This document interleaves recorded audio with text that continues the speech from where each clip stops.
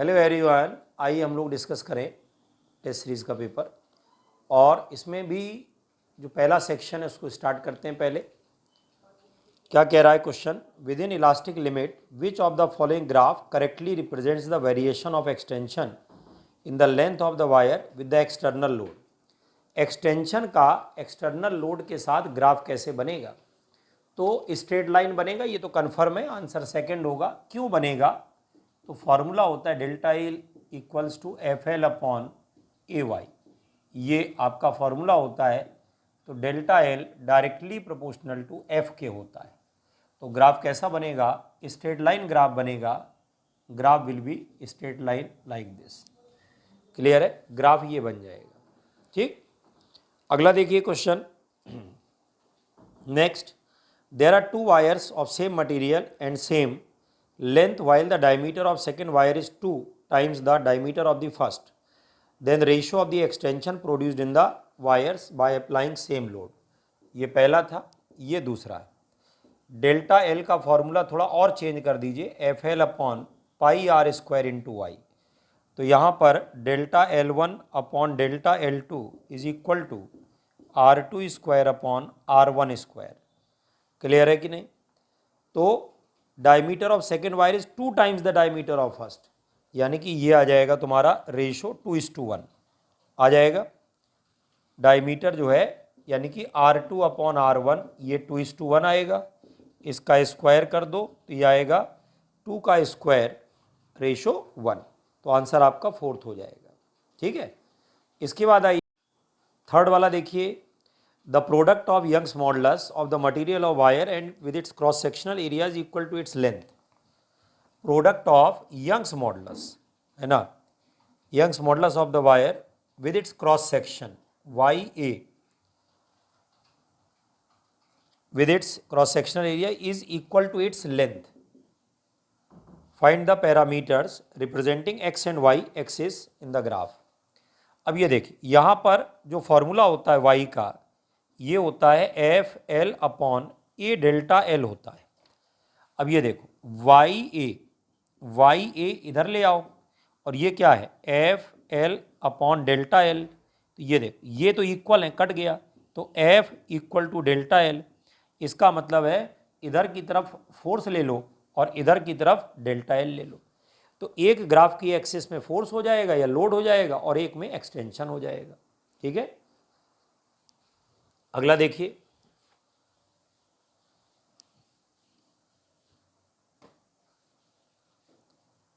Fourth number पर आइए।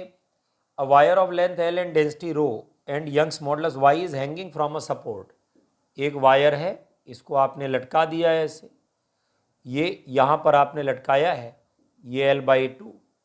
तो हम लोग ये सपोज कर लेंगे कि ये m मास है, L/2 लेंथ की वायर है। तो डेल्टा एल का फॉर्मूला ले लो, एफ एल अपॉन ए इंटू वाई।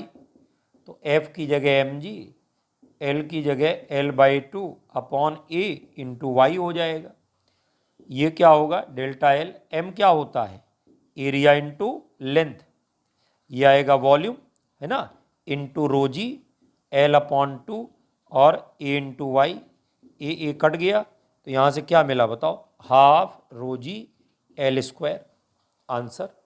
ठीक, अब उसके बाद आइए नेक्स्ट।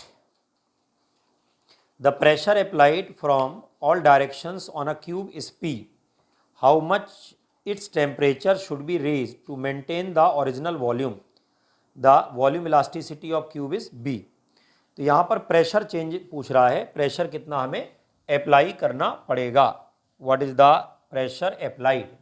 ठीक है, यहाँ पर क्या हो गया है कि 5 नंबर की बात हो रही है। Pressure applied from all direction of cube is P.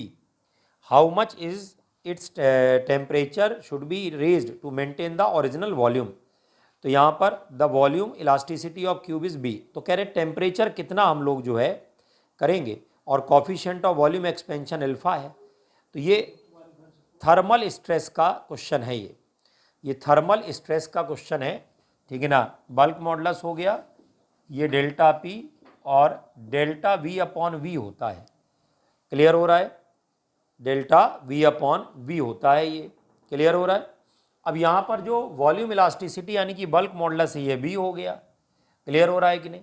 अब यहाँ पर डेल्टा पी अपॉन, अच्छा डेल्टा वी अपॉन वी यहाँ से निकाल लो। कैसे, वी इक्वल टू होता है V nought 1 plus gamma delta theta. तो ये v equal to V nought 1 plus, उसने अल्फा लिखा है इसको, डेल्टा थीटा। तो delta v upon V nought ये अल्फा डेल्टा थीटा होगा। तो ये हमारा अल्फा डेल्टा थीटा आ जाएगा, सीधे सीधे अल्फा डेल्टा थीटा होगा। तो यहाँ से क्या हो जाएगा बताइए, ये सीधा सीधा आपका जो है यहाँ से रिलेशन मिल जाएगा कि नहीं मिल जाएगा। ओके, तो p upon alpha into beta, ये डेल्टा थीटा पूछ रहा है। ये डेल्टा थीटा यहाँ ले आओ, प्रेशर p लगा रहे थे, अल्फा इंटू बीटा हो जाएगा, ये आंसर आ जाएगा। ठीक, अगला देखिए 6 वाला क्वेश्चन है। क्वेश्चन नंबर है 6।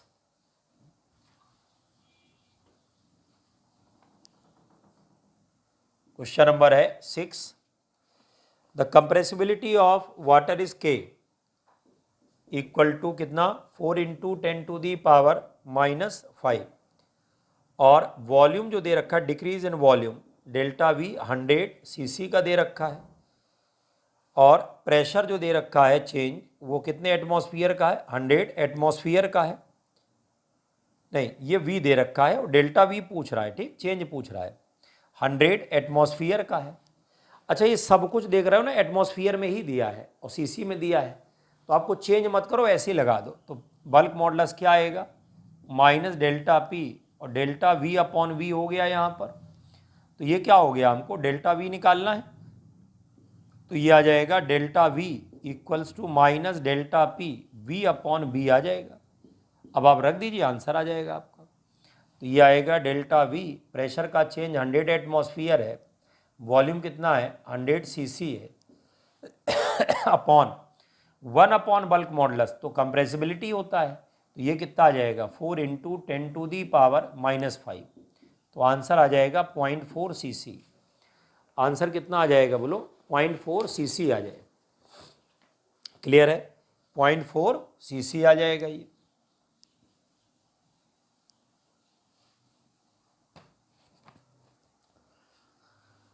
अगला देखिए, a wire ring of diameter 14 centimetre is gently lowered on a liquid surface and then pulled up when the film just breaks, the force required is इतना surface tension of the liquid is. तो देखिए बहुत simple सा तरीका है, ring है ना, तो रिंग का डायमीटर दिया तो रेडियस हो जाएगी 7 सेंटीमीटर, फोर्स का फॉर्मूला हो जाएगा 2 pi R into T, length into surface tension. समझ रहे हो, रख दो यहाँ से, तो ये आ जाएगा 0.0 और 616 न्यूटन, 2 पाई हो गया 22/7, रेडियस 7 सेंटीमीटर है -2 इंटू सरफेस टेंशन हो गया कि नहीं हो गया, निकाल लो, आंसर आ जाएगा इसका। ठीक, अगला देखिए नेक्स्ट, यहाँ पर 8th, the surface tension of liquid is इतना if the film formed on a loop of area इतने centimetre square then its surface energy is. तो सरफेस एनर्जी क्या होती है बोलो, वर्क डन के बराबर होती है, और जो वर्क डन होता है वो सरफेस टेंशन इंटू क्या होता है, एरिया होता है। क्यों, सरफेस टेंशन दिया है 8th वाले में, सरफेस टेंशन दिया है 5 न्यूटन पर मीटर है, और लिक्विड जो है formed on a loop of area, area दिया है 0.02 मीटर स्क्वायर दिया है। समझ में आ रहा है कि नहीं आ रहा। तो अब ये पूछ क्या रहा है, then its surface energy is. समझ में आ रहा है कि नहीं आ रहा है, इसकी जो सरफेस एनर्जी है वो पूछ रहा है। तो देखो यहाँ पर पतली सी फिल्म है, अगर फिल्म होगा तो एरिया डबल लेना है, ध्यान रखना एरिया डबल लेना है। तो यहाँ पर जो वर्क डन आएगा टी इंटू, डबल कर लो इसको, तो 2 इंटू 0.02 इंटू 5 आ जाएगा। आ रहा समझ में, तो ये आ जाएगा देखो 0.04 इंटू 5, तो ये आ जाएगा पॉइंट कितना बोलो 2 आ जाएगा, तो ये आएगा 2 इंटू 10 टू दी पावर -1 आ जाएगा। ध्यान रखना जहाँ कहीं भी फिल्म लिखा हो, अगर कहीं भी फिल्म लिखा है तो इसका मतलब वो एरिया हमको डबल करना पड़ेगा, ध्यान रखिएगा, इसमें कन्फ्यूज़न होना नहीं चाहिए।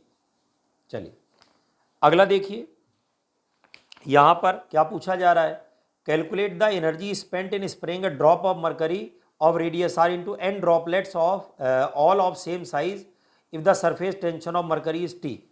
तो देखो बहुत सिंपल था, मैं कई बार इसको क्लास में बता भी चुका हूँ कि जब भी कभी आपको वर्क डन लेना हो, जब भी कभी आपको वर्क डन लेना हो तो ये होता है T into 4 pi n R square minus R square, ये होता है।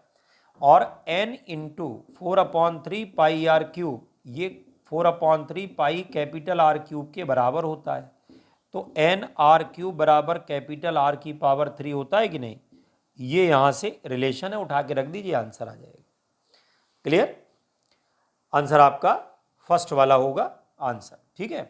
अब इसके बाद आइए question number 10th, question number है 10th, क्वेश्चन नंबर 10th क्या कह रहा है, two spherical soap bubbles of radii r1 r2 coalesce under isothermal condition resulting bubble has a radius r such that. तो देखिए जब भी कभी बबल कोलेस करें मिलें तो P1 V1 is equal to P2 P1 V1 plus P2 V2 is equal to PV, isothermal condition होती है, ध्यान रखिएगा। तो अब यहाँ पर क्या हो गया देखो, 4T/R1 इंटू 4/3 पाई R1 क्यूब प्लस 4T/R2 और 4/3 पाई R2 की पावर 3, और ये क्या आ जाएगा 4T/R और 4/3 पाई और क्या हो जाएगा R की पावर 3। अब आप यहाँ से सॉल्व कर लो तो R1 square R2 square R square है, तो R बराबर है under root of R1 square plus R2 square आ जाएगा। क्लियर है कि नहीं? अगला देखिए, the excess pressure due to the surface tension inside spherical drop is 6 unit, if 8 such drops combine then the excess pressure due to surface tension inside the larger drop is. ठीक है, तो यहाँ पर क्या कह रहा है, पहली बार का जो एक्सिस प्रेशर है ना, एक्सिस प्रेशर 11 की बात हो रही है, एक्सिस प्रेशर 6 यूनिट का है। अब कह रहे हैं कितनी ड्रॉप, 8 ड्रॉप कंबाइन करो, तो 8 इंटू आर की पावर 3, ये कैपिटल आर की पावर 3 आएगा, तो ये आएगा 2r equal to capital R, तो रेडियस डबल हो गई, प्रेशर इन्वर्सली प्रोपोर्शनल टू किसके होता है, रेडियस, तो यहाँ पर 2 से डिवाइड कर दो 3 आ जाएगा। क्लियर? तो आंसर आपका फर्स्ट। अगला देखिए, which of the following diagram does not represent stream line, तो स्ट्रीम लाइन फ्लो में लेयर इंटरसेक्ट नहीं करती, तो आंसर हो गया 4। Along a stream line the velocity of all fluid particles crossing a given position is constant, fix है, ये तो डेफिनेशन है।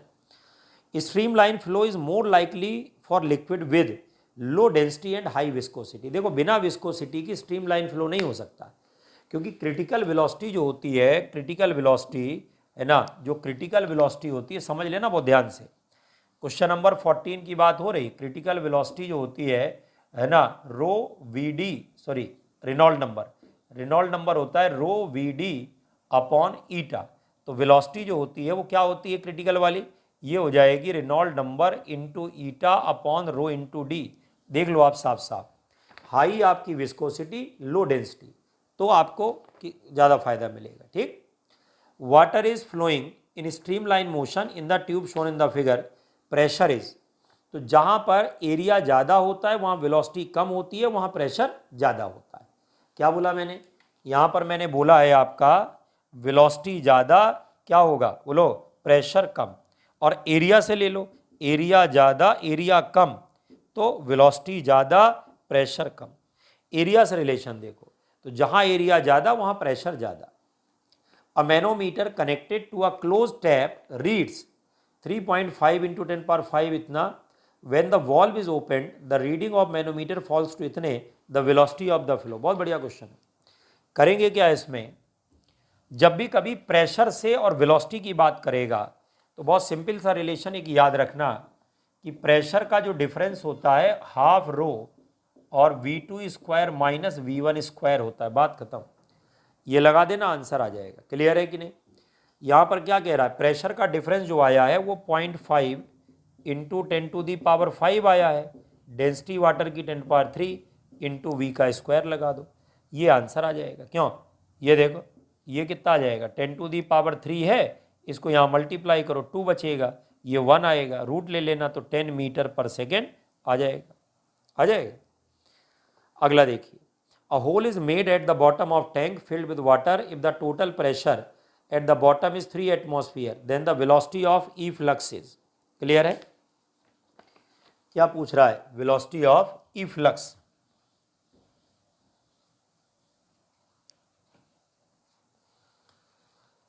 यहां पर क्या पूछ रहा है? Velocity of efflux. क्या कह रहा है? Hole is made at the bottom of tank, the total pressure at the bottom is 3 atmosphere. Total pressure 3 atmosphere दिया है, तो जो प्रेशर का डिफरेंस होगा वो 2 एटमॉस्फेयर का आएगा, आएगा। 2 एटमॉस्फेयर का मतलब हो गया 2 इंटू 1.1 इंटू 10⁵ पास्कल, या इसको करेंगे तो 2.2 10⁵ पास्कल हो जाएगा। क्यों? और अभी मैंने बोला इसको बराबर कर देना हाफ रो वी स्क्वायर के, तो ये आ जाएगा 2.2 10⁵। सॉल्व कर लेंगे, वेलोसिटी आ जाएगी। क्लियर? ये वैल्यू। अगला देखिए, a water tank placed on the floor has 2 small hole pinched in the vertical wall, one above the other. The hole are इतने and इतने centimeter. If the jets of water issuing out from the hole hits the floor at the same point on the floor, then height of the water in the tank is। ठीक, ये यहां पर ये देख रहे हो, ये क्या होता है? यहां पर आपने कंटेनर को भर दिया, 2 होल किए हैं। एक होल आपका किया हुआ है 3.3 सेंटीमीटर पे, और दूसरा वाला जो किया हुआ है वो आपका 4.4 सेंटीमीटर पर है नीचे से। ये जो हाइट है ये 4.4 है। क्लियर है? 4.7 सॉरी, है ना। अब इन्होंने कहा कि हाइट बताओ इसकी, दोनों की रेंज सेम है, जो लिक्विड गिर रहा है वो एक ही जगह गिर रहा है। क्लियर? पहली बात तो रेंज का फॉर्मूला याद कर लो। मैंने क्या बताया था? रेंज बताया था, है ना, 2√H और H माइनस H बताया था कि नहीं बताया था? ये फॉर्मूला बताया था। और यहाँ पर ये जो स्मॉल h होता था ये ऊपर से लिया जाता था, ये स्मॉल h जो लिया जाता है ये ऊपर से लिया जाता है, यहाँ से। ये रेंज का फॉर्मूला है। अब समझ लो, जैसे मान लो पहले वाले की जो हाइट होगी, पहले वाले की जो हाइट होगी वो आएगा कैपिटल H माइनस 3.3, और दूसरे वाले की कितनी होगी? कैपिटल H माइनस 4.7 आएगा, और दोनों की रेंज को इक्वल कर देना है। तो क्या हो जाएगा? H1 और क्या हो जाएगा? ठीक है, H1 और H minus H1 is equal to क्या हो जाएगा? ये हो जाएगा H2 और H माइनस H2। सॉल्व कर लीजिए, आंसर आ जाएगा। क्लियर है कि नहीं? ये आंसर है, 8 सेंटीमीटर आ रहा है इनके हिसाब से। ठीक है,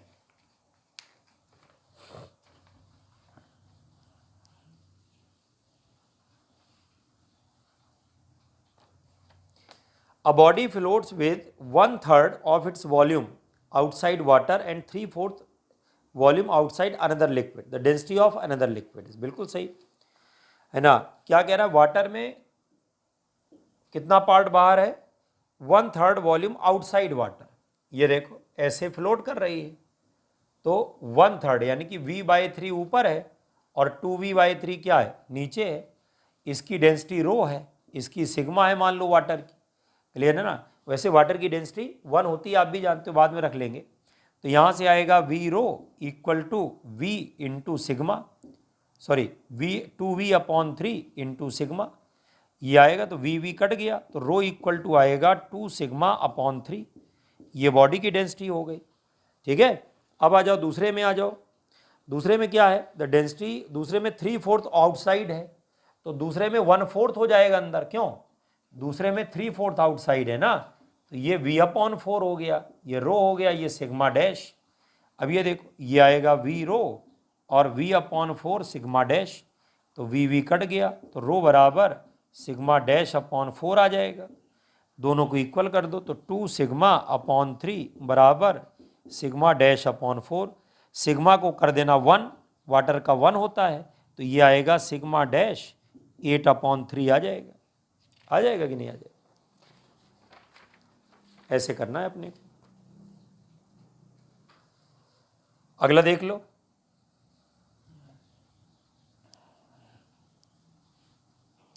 देखिए question number 45, the Young's modulus of a brass and steel wire are इतने इतने, brass wire and steel wire of same length are extended by 1 millimetre under the same force, the radii of the brass and steel wire are R B and R S respectively, then.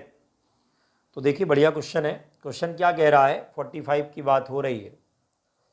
ये हो रहा है कितना, Young's modulus जो किसका दिया है, brass का, ये दिया है 10 इंटू 10 टू दी पावर 10, और ये किसका दिया है बताओ, स्टील का। स्टील का दिया है 2 इंटू 10 टू दी पावर 11, इसको 1 इंटू 10 पावर 11 कर लेना, ठीक। Brass wire and steel wire of same length are extended by 1 millimetre, clear है। इन दोनों में जो एक्सटेंशन है वो 1 मिलीमीटर है, क्लियर है। और the radii of brass and steel wire are R B and R S, है ना। क्या पूछ रहा है, ratio of the radii, R B है आर एस है, इन दोनों का जो रेशो है वो क्या है, ये पूछ रहा है। और सेम क्या दे रखा है बच्चा, 1 millimetre under the same force, brass wire steel wire are extend, दोनों का एक्सटेंशन सेम है। तो आप एक्सटेंशन का फॉर्मूला लगा दो, अभी तो बताया था, डेल्टा एल है एफ एल अपॉन ए इंटू क्या था वाई। अब दोनों का ये सेम है ना, और क्या अलग अलग है, ठीक है ना। ये रेडियस की बात कर रहा तो पाई आर स्क्वायर यहाँ लगा देना, ये पाई आर स्क्वायर इंटू वाई हो जाएगा, क्लियर है। और सेम फोर्स दे रखा है, और दोनों की जो लेंथ है वो सेम दे रखी है, क्लियर है। इसका मतलब है कि आर स्क्वायर वाई, यानी कि आर कौन सा है, B, R B square Y B is equal to R S square और वाई एस, ये वैल्यू लगा दिया जाए, आंसर है ना, रूट में आ जाएगा। तो आंसर है आपका सेकंड। अगला देखिए एसर्शन रीजन है। एसर्शन रीजन में देखिए पहला है 46, if length of rod is doubled the breaking load remains unchanged, clear है। देखो ब्रेकिंग लोड सारे मटेरियल का वायर का फिक्स होता है, तो उसको लेंथ वेंथ से मतलब नहीं है, तो पहला तो करेक्ट है। दूसरा देखो breaking load is equal to the elastic limit, नहीं, इलास्टिक लिमिट ग्राफ के पहले होती है, शुरुआत में मैंने ग्राफ बनवाया था, और लास्ट में ब्रेकिंग पॉइंट आता है, तो वो अलग अलग पॉइंट है। तो यानी कि ए सही है और आर गलत है, यानी कि दो वाला सही है, सेकेंड। अगला देखिए steel is more elastic than rubber, बिल्कुल सही लिखा है। Under given deforming force steel is deformed less than rubber, जिसमें डिफॉर्मेशन ज़्यादा होता है वो कम इलास्टिक होता है, जिसमें कम डिफॉर्मेशन होगा वो ज़्यादा इलास्टिक होगा। तो आंसर हो गया आपका, बोलो फोर्थ, ठीक है ना।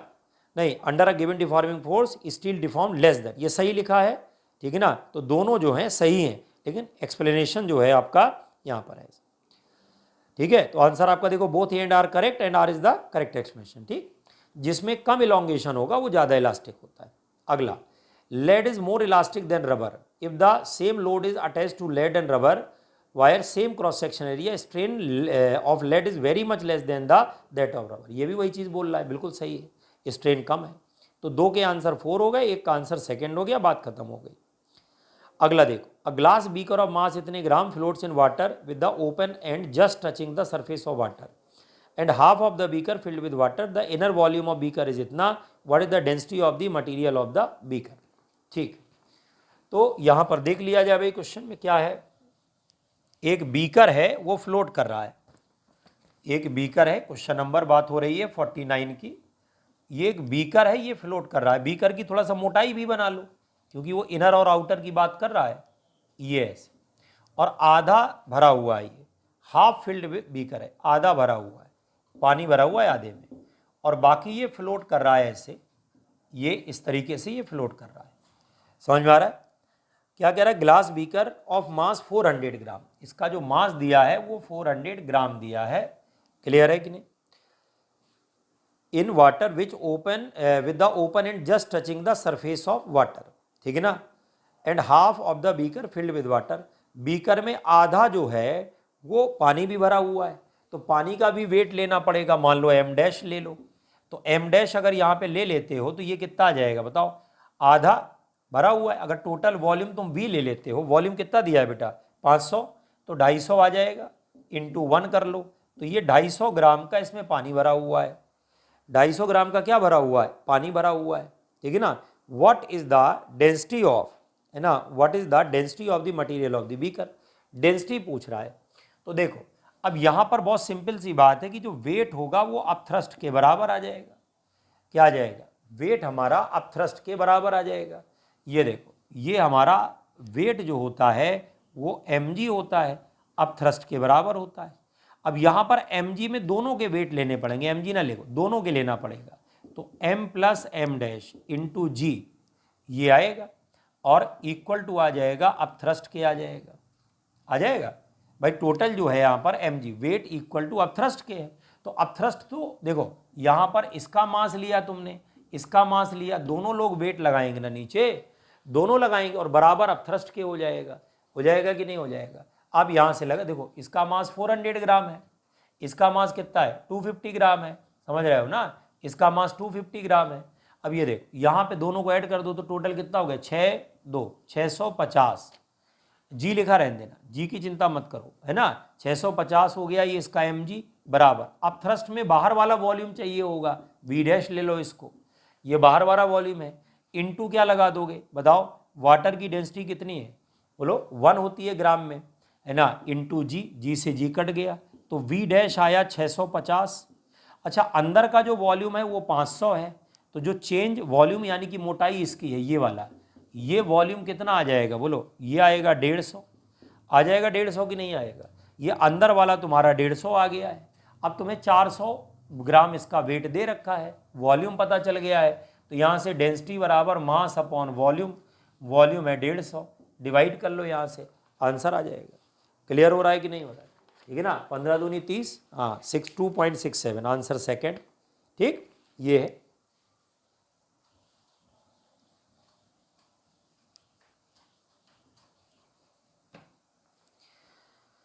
अगला देखो, a homogeneous solid cylinder of length L, L is H है ना, लेस देन एच बाई 2 इतना दे रखा है, cross sectional area A by 5, ठीक है, is emerged such that this force with axial vertical in इतना liquid L by 4 denser liquid, the lower density liquid is open to atmosphere having pressure P nought, the density D of the given by. तो ये देख ये दो liquid में कोई चीज़ float कर रही है, मैंने बताया था क्लास में, दो लिक्विड में फ्लोट कर रही है, ये सिग्मा 1 ये सिग्मा 2, ये H1 ये H2, एरिया ए, तो ये क्या होता है पता है, H1D1 plus H1 sigma 1 sorry H1 sigma 1 H2 sigma 2, ये होता है H1 plus H2 into rho, तो रो का फॉर्मूला होता है H1 sigma 1 H2 sigma 2 upon H1 plus H2, ये होता है। आ रहा समझ में कि नहीं आ रहा, तो ये तरीका है। ऊपर वाला जो सिग्मा ऊपर वाली जो डेंसिटी है ये वाली जो डेंसिटी दे रखी है, ये कितनी दे रखी है, ऊपर वाली जो डेंसिटी है आपकी वो d दे रखी है, नीचे वाली 2d दे रखी है, ऊपर वाली d है नीचे वाली 2d है। क्लियर हो रहा है कि नहीं हो रहा है, और ऊपर वाली जो लेंथ है वो हमारी 3l/4 है और नीचे वाली कितनी है वो आपकी l/4 है, रख दो तो वैल्यू आ जाएगी। क्लियर है कि नहीं, यहाँ पर वैल्यू रख दी जाए तो H1 कौन सा है, ये वाला है ना, H1 रख दो यहाँ से, तो l/4 और क्या है सिग्मा 1, तो ये आ जाएगा 2d प्लस यहाँ पर क्या आ जाएगा H2 तुम्हारा आएगा 3l/4 into D upon H1 plus H2l हो जाएगा।